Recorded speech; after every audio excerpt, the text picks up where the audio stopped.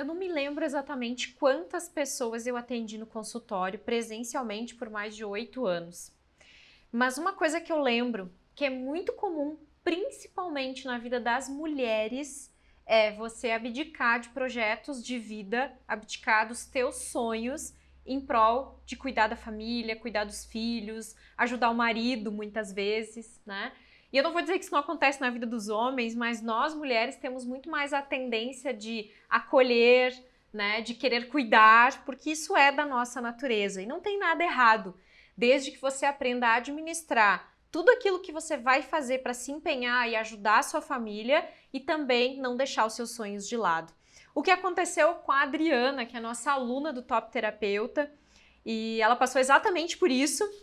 Inclusive, eu vou deixar aqui o link do texto onde a história dela está com mais detalhes. Eu só vou fazer um resumão aqui para a gente poder contextualizar a ideia do vídeo de hoje. Porque o que muitas vezes eu vejo que não dá certo a vida do terapeuta é a falta dele realmente focar nos seus projetos de vida.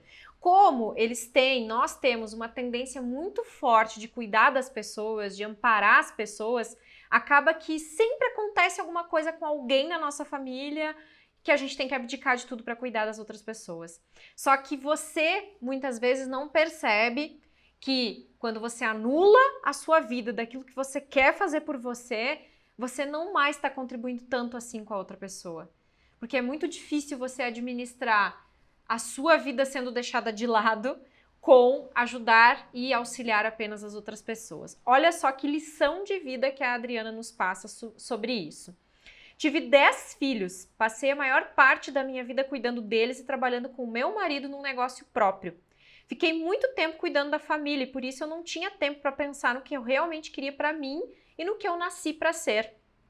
Com o passar dos anos, os filhos foram indo embora, cada um cuidando da sua vida, até que com quase 40 anos percebi que a situação financeira não ia bem, o casamento estava balançado e tudo parecia sem solução.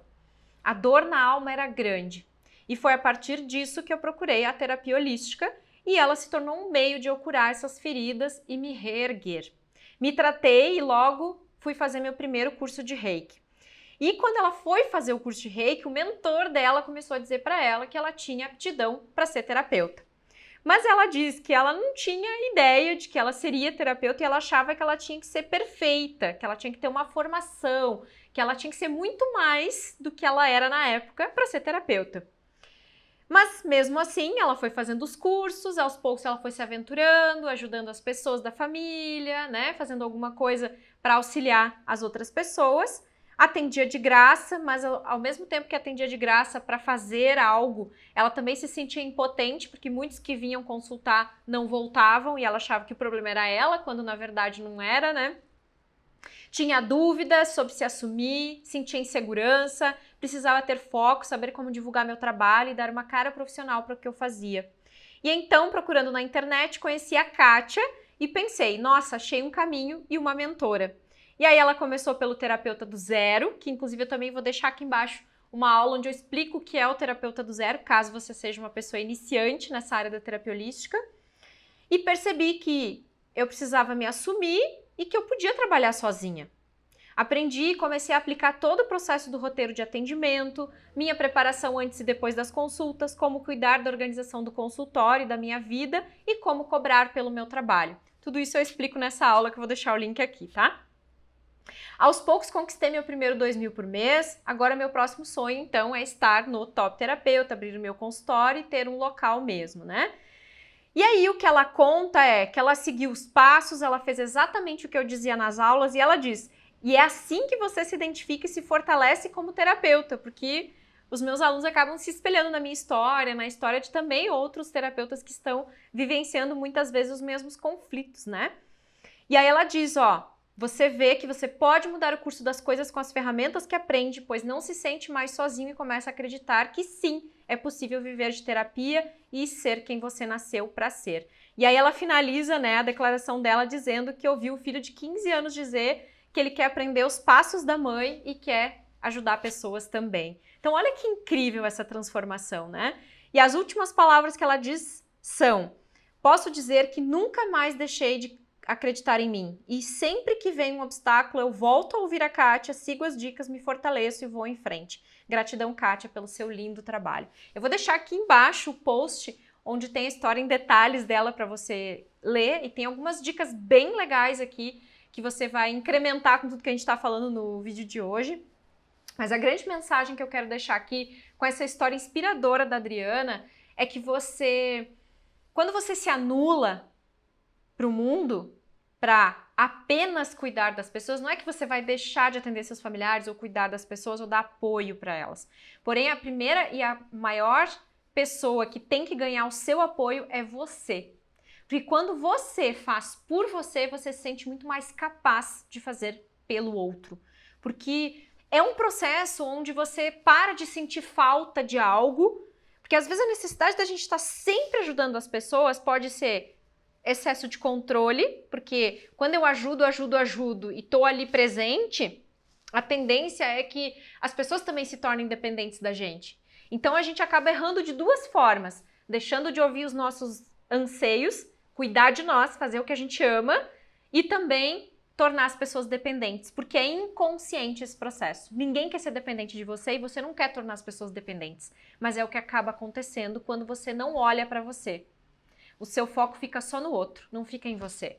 E um dia essas pessoas podem ir embora, ou elas podem evoluir, ou elas podem construir uma história mais livre, e você vai se sentir fraco, impotente e vai ficar chateado porque você acha que a pessoa não está te devolvendo o que você fez para ela.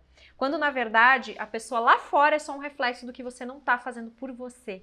Então, olha para dentro de você e contemple as suas vontades, os seus desejos, os seus sonhos. Como eu disse no início desse vídeo, eu cansei de atender mulheres que se anulam para cuidar do outro. E isso é importante? Isso deve ser feito? Sim, com equilíbrio. Um equilíbrio entre você se doar para si da mesma forma e na mesma proporção que você faz pelo outro. E não fazer somente pelo outro. Da mesma forma, se você ficar só fazendo por você, você se torna um egoísta. E não é isso que eu quero instigar você a fazer nesse vídeo. O que eu quero é que você olhe para a sua realidade e veja o quanto você está se doando pelo outro e o quanto você está se doando por você, para você. E isso tem que ficar na balança num ponto de equilíbrio. Eu sempre brincava disso no consultório. Eu dizia, vamos colocar na balança tudo que você faz pelo outro e o que você faz por você? Onde é que a balança vai pesar mais? Ela não poderia pesar mais para um lado nem para o outro. Ela deveria ficar no equilíbrio, no meio. Onde você faz pelo outro o que você faz por você. Mas, Kátia, como é que eu faço isso se eu me doei a vida inteira para as pessoas? Você tem que começar a ouvir mais o seu coração. Você tem que ouvir mais as suas vontades. Você tem que buscar onde é que estão os seus sonhos e os seus desejos. Eu brincava às vezes no consultório de que eu era o gênio da lâmpada e que eu tava ali para conceber um desejo para a pessoa. E às vezes você vai receber alguém assim no consultório que não sabe nem o que ela quer da vida, de tão perdida que ela tá, de tão desconectada com ela mesma que ela tá.